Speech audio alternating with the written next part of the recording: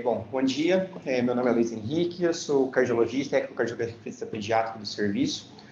Hoje a gente vai falar um pouquinho sobre pericardiopatias, derrame pericárdico e tamponamento. Então, primeiro definindo um pouquinho de anatomia, né? Então, o pericárdio é uma membrana que reveste todo o coração.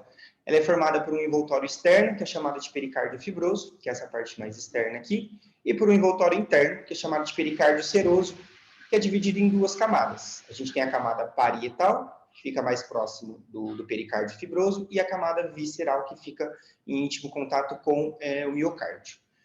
O pericárdio tem algumas funções, as principais dela, proteção mecânica desse coração e estabilização dentro da cavidade torácica, lubrificação e redução do atrito durante a contração e a sístole e a diástole, e também tem um certo efeito hemodinâmico sobre os átrios e ventrículos, principalmente quando o pericárdio está alterado.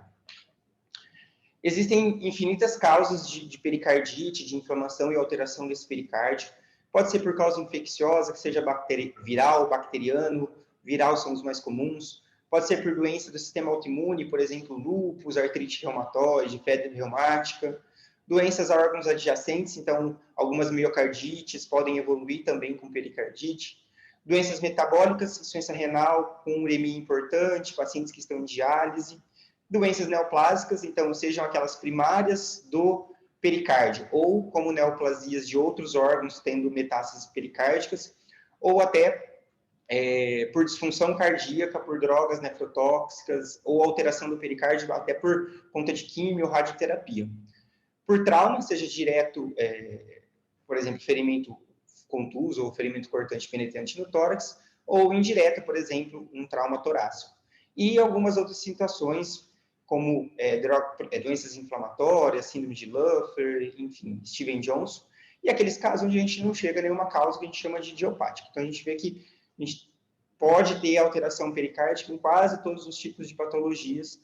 Algumas são muito mais comuns, claro, mas todas elas podem ter alguma influência no pericárdio. Avaliação ecocardiográfica, quando a gente tem, por exemplo, paciente com derrame, com tamponamento, ou avaliação de cisto, ou agenesia do pericárdio, isso é facilmente visto e detectável no eco e avaliado ao eco. Algumas outras patologias, principalmente as pericardites agudas ou constritivas também, já é um diagnóstico mais difícil. Eu preciso avaliar alguns outros parâmetros e isso nem sempre é tão simples assim. E o eco também tem um papel importante na guia como pericardiocentese. Aqui a gente não tem o hábito de fazer pericardiocentese, a gente faz sempre aberto essa drenagem, mas em alguns serviços ele pode servir como guia também. O eco transesofágico ele é um pouco mais específico e sensível, principalmente nas medições da espessura desse miocárdio, tá? Uma janela um pouco melhor. Ele é bom para avaliação diastólica também nesses pacientes e para avaliação daqueles derrames loculados, onde eu não consigo avaliar direito pelo eco transtorácico. Bom, falando então um pouquinho das pericardites, elas são classificadas de acordo com a apresentação clínica e a evolução. Então, eu posso ter uma pericardite aguda, é aquela com menos de 6 semanas de duração. Geralmente, eu vou ter, no máximo, um pericárdio mais espessado ou algum grau de derrame pericárdico, mas sem repercussão nesse paciente. Dificilmente eu tenho alguma alteração. A pericardite crônica é aquela que dura por mais de 6 meses. Então, uma pericardite que foi aguda algum período e permaneceu por mais de 6 meses, a gente classifica ela como crônica.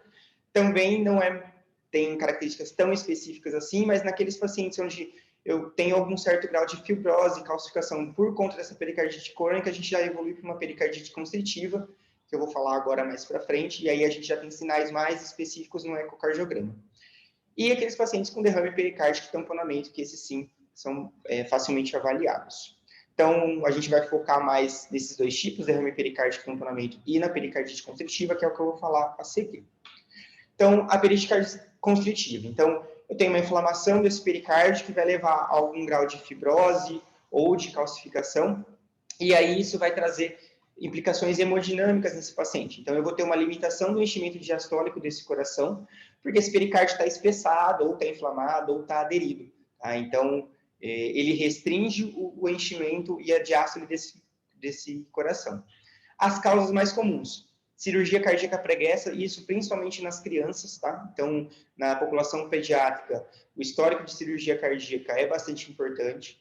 Histórico prévio de pericardite, pacientes com derrames pericárdicos importantes, e naqueles pacientes oncológicos, principalmente pacientes que realizaram radioterapia, quimioterapia ou também uso de drogas cardiotóxicas. Então, também é uma população importante pediátrica com pericardite constritiva. O diagnóstico, como eu falei, é um pouco mais difícil, não é tão simples assim como avaliar um derrame. Então, no raio-x de tórax eu posso ver algum grau de calcificação, então, se todo mundo consegue ver aqui, é bem sutil, mas a gente vê esse pericárdio um pouco mais espessado aqui, tá? Além disso, eu tenho aquela conformação, eles falam em coração em forma de ovo, né? Que fica bem delimitado a área cardíaca, a gente consegue ver alguns locais de calcificação. O espessamento pericárdico ele pode estar ausente até em 20% dos pacientes, e nesses pacientes eu tenho que ter uma avaliação um pouco melhor. O eco transesofágico, a tomografia e ressonância vai conseguir me mostrar melhor a avaliação desse pericárdio. Uma coisa interessante nos pacientes univentriculares, às vezes a espessura pericárdica é muito mais importante do que uma avaliação hemodinâmica completa. Vocês vão ver mais para frente, nas próximos slides, que a avaliação hemodinâmica se refere muito ao fluxo de entrada mitral e tricúspide e a relação entre eles. Nos pacientes univentriculares eu não tenho essa comparação de fluxo de entrada, geralmente eu tenho um ventrículo só, então avaliar a espessura se torna um parâmetro bastante importante. Bom, na pericardite constritiva, o que eu vou avaliar então no eco? Primeiro, o diâmetro da veia cava e a colapsibilidade com expiração. Então, essa veia ela tem que colabar mais de 50% durante a inspiração, e essa cava ela não pode estar muito engurgitada também. Então, se ela estiver muito dilatada e sem esse grau de colapsibilidade, é um sinal que eu posso ter algum grau de restrição. A espessura do pericárdio, geralmente os guidelines colocam acima de 3 milímetros, mas isso é bastante difícil avaliar o ecocardiograma transtorácico. Tá?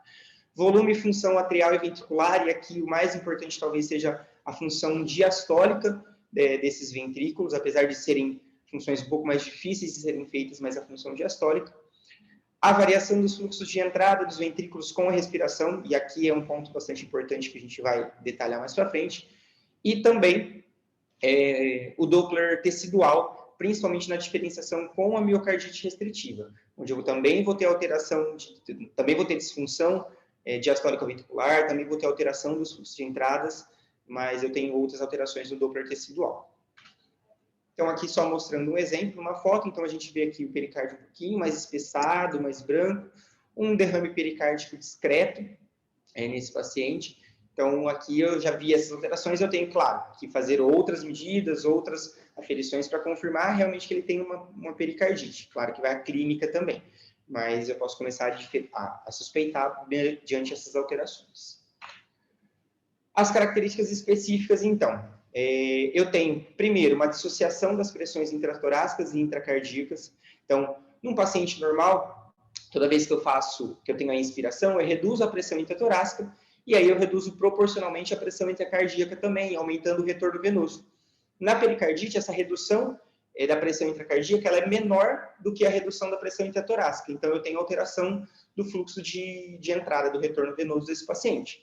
Além disso, como eu tenho como se fosse uma carapaça comprimindo o coração, eu não consigo dilatar durante a diástole essas câmaras adequadamente. Então, quando uma câmara cardíaca é dilatada, ela acaba comprimindo a câmara oposta. Né? Então, eu tenho uma acentuação dessa interdependência ventricular.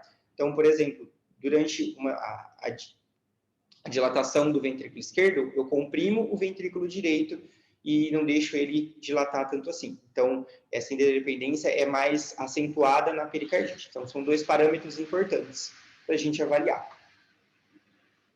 Como eu falei, essa dissociação das pressões intratorácica e intracardíaca vai refletir no fluxo de entrada, tanto no fluxo mitral quanto no fluxo tricúspide. Então, o que acontece? Como eu tenho esse pericárdio espessado aqui, impedindo que o coração faça uma diástole normal, toda vez que eu tenho a inspiração, onde eu reduzo a pressão intratorácica, eu vou ter o aumento do retorno venoso no átrio direito e, consequentemente, o aumento do fluxo tricúspide.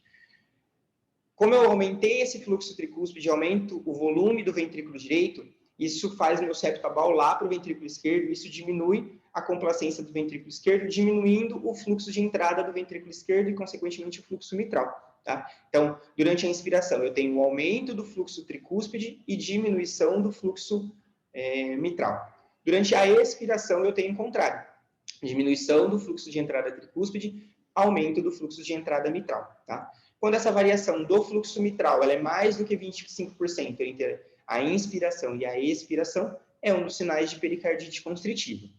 Outras alterações. Então, o fluxo das veias pulmonares, ela segue o fluxo da mitral. Então, quando eu diminuo o fluxo das veias pulmonares, na expiração, eu diminuo o fluxo mitral, é porque eu diminuí o fluxo...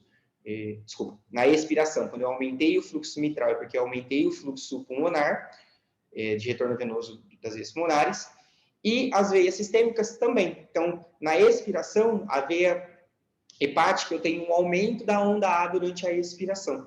Tá? Durante a inspiração, o fluxo da onda da veia hepática ele é normal, onda S, onda D amplas e onda A reversa discreta.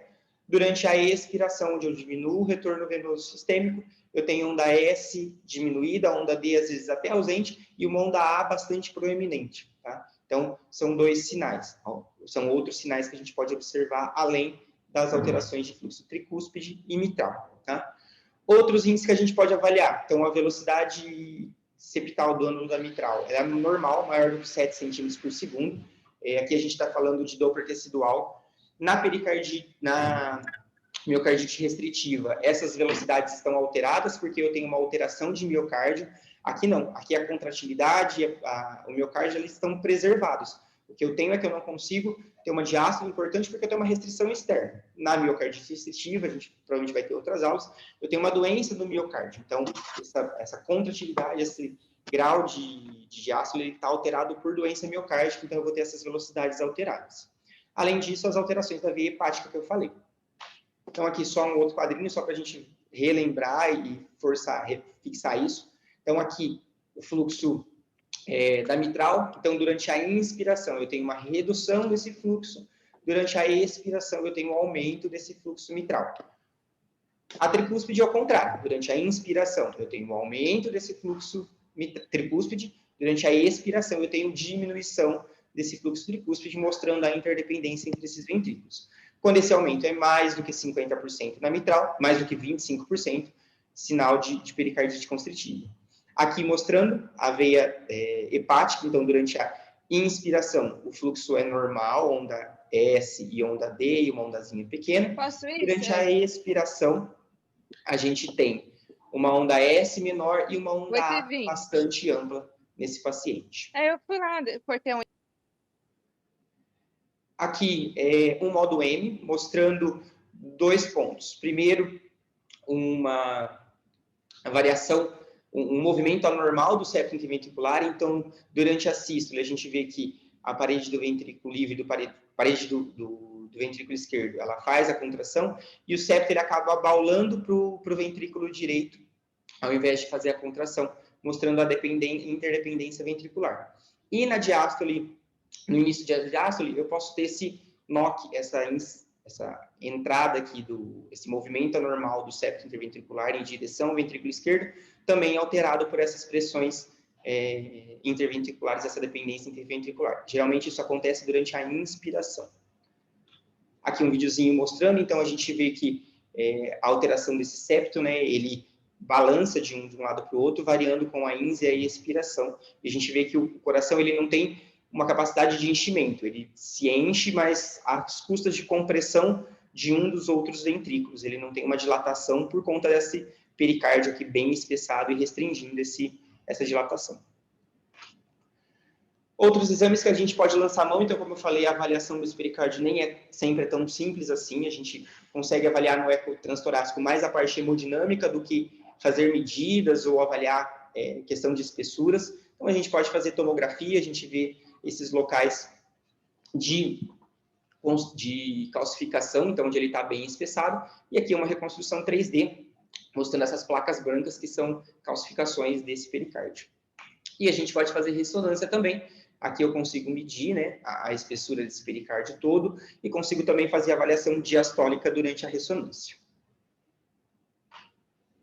Com relação ao derrame pericárdico e tamponamento. Então, a definição de derrame é uma presença de uma maior quantidade do que a quantidade fisiológica de líquido nesse espaço pericárdio, geralmente resultante de um processo inflamatório. Tá? Então, a gente, entre as duas camadas do pericárdio, a gente tem uma quantidade de líquido, que é justamente o que faz um pericárdio deslizar sobre o outro, mas essa quantidade é mínima, então toda vez que eu tenho um aumento dessa quantidade de líquido, eu falo em derrame pericárdico.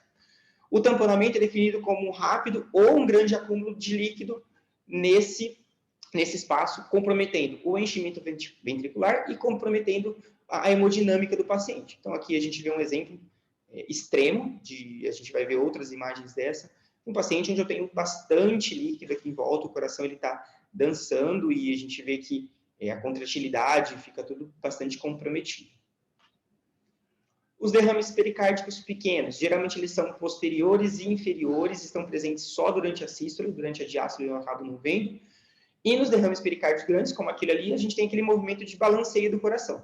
Claro, além de ver no eco, no eletro eu consigo ver também uma alternância elétrica. Então, como o coração cada hora está para um lado, então uma hora o QRS está para um lado, outra hora o QRS está para o outro. Essa alternância é bem característica de paciente com derrame pericárdico importante. Vale lembrar que tamponamento nem sempre requer grandes derrames. O paciente que tem um derrame, evolui com um derrame pericárdico de forma muito rápida, às vezes ele não tem tempo de se adaptar e de se adequar a esse derrame. Então, derrames pequenos podem também levar a tamponamento, desde que ele aconteça de forma muito rápida. Tá? A avaliação ecocardiográfica vai se basear principalmente em dois fatores. Primeiro, definir o tamanho e a localização desse derrame, em qual local do coração ele é mais proeminente, e sinais de tamponamento cardíaco. Quais que são esses sinais de tamponamento cardíaco?